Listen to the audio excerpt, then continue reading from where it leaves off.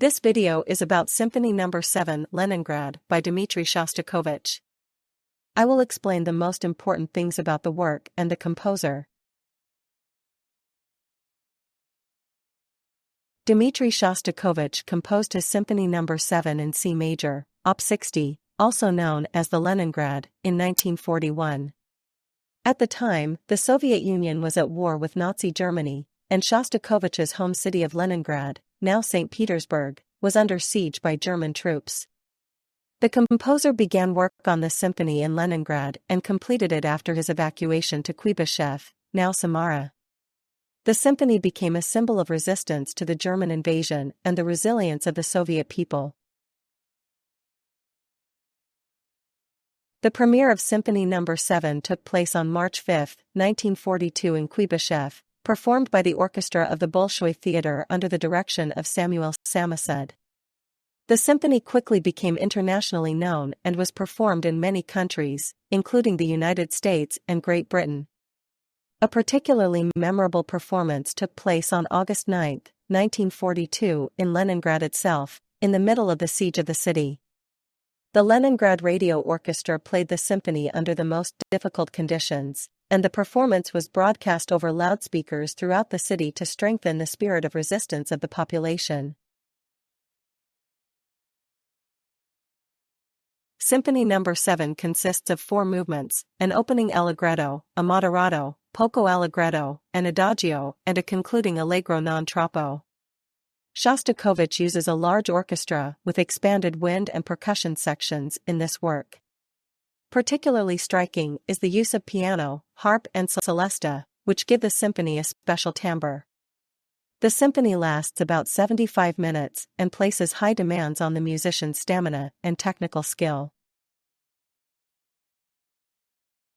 A defining element of Symphony No. 7 is the so-called invasion theme in the first movement.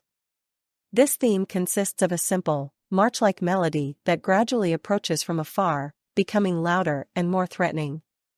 Shostakovich uses this theme to musically depict the invasion of German troops and the threat of war.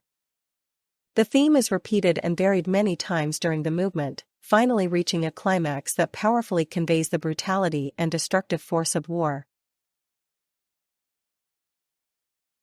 Symphony No. 7 is characterized by an enormous emotional expressiveness.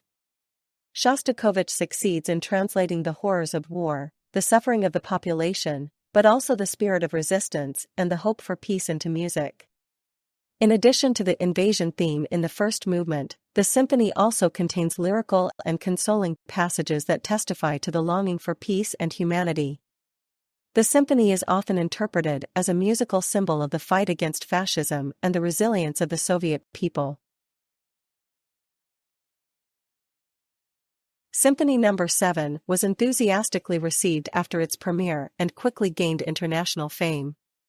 It was understood as a musical manifesto against war and as an expression of solidarity with the Soviet people.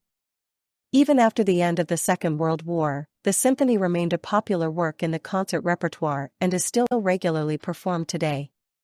The symphony has touched many people deeply and is considered one of the most impressive examples of music's ability to provide comfort and hope in times of war and suffering. Despite its popularity, Symphony No. 7 is not without controversy. Some critics have criticized the symphony for being too pathetic and propagandistic, and for not living up to Shostakovich's musical standards. The question of the extent to which Shostakovich composed the symphony as an expression of his loyalty to the Soviet regime has also been discussed.